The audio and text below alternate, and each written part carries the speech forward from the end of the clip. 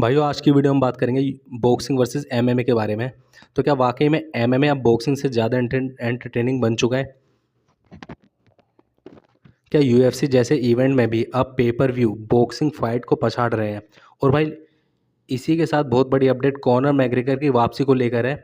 UFC president Dana white ने कुछ ऐसा कंफर्म किया है कि जो पूरे एमएमए वर्ल्ड को हिला के रख देगा। तो बने रहिए भाइयों वीडियो के अंत तक, और अगर वीडियो पसंद है तो वीडियो को लाइक कीजिए और चैनल को सब्सक्राइब कीजिए।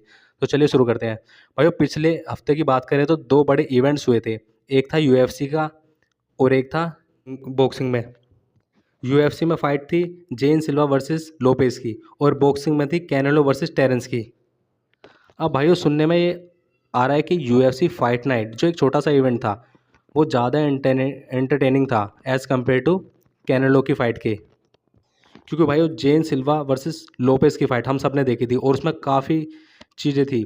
स्ट्राइकिंग, पंचिंग सब था उसके अंदर, और सब कुछ high pace, stop, non stop striking, spinning, back fist और एक खतरनाक नॉकआउट। वो पूरी फाइट कार्ड बहुत एक्साइटिंग था। और भाई दूसरी तरफ कैनेलो वर्सेस क्रोफोर्ड की जो फाइट थी, टेक्निकल मास्टर क्लास तो थी लेकिन थोड़ी स्लो पेस लगी। पंचेस तो पड़े लेकिन नॉकआउट नहीं आया। और आज के दौर में भाइयों जहां लोग सोशल मीडिया क्लिप से इन्फ्लुएंस होते हैं, उन्हें बस हाईलाइट चाहिए, एक फ्लाइंग नी, स्पिनिंग एल्बो, उनको एक्शन ज़्यादा चाहिए, ब्रूटल केओ।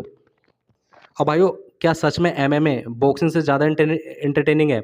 इसका जवाब भाइयों डिपेंड करता है कि एमएमए सिर्फ आपको पंचेस नहीं मिलते, आपको एल्बो, किक्स, नीज, सबमिशन सब कुछ मिलता है।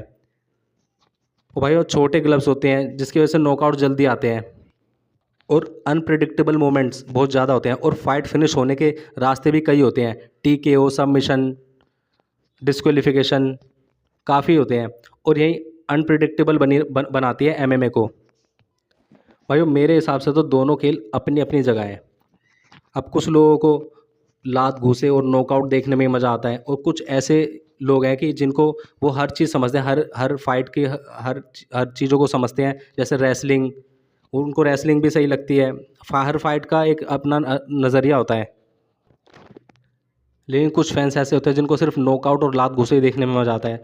तो उनको जब उनको एमएमए में सिर्फ रेसलिंग दिखाई देती है तो उनको वो बोरिंग लगती है, और इसी तरह से उनको बॉक्सिंग भी बोरिंग लगती है।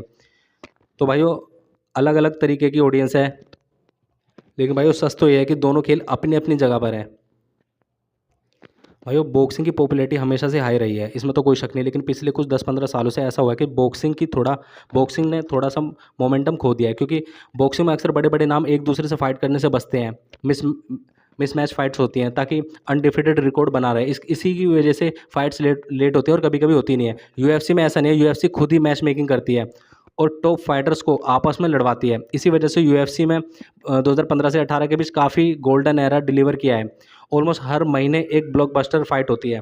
Conor McGregor, Rossi Jones, Khabib, इन सभी ने उस समय स्पोर्ट्स को नेक्स्ट लेवल पर पहुंचा दिया है।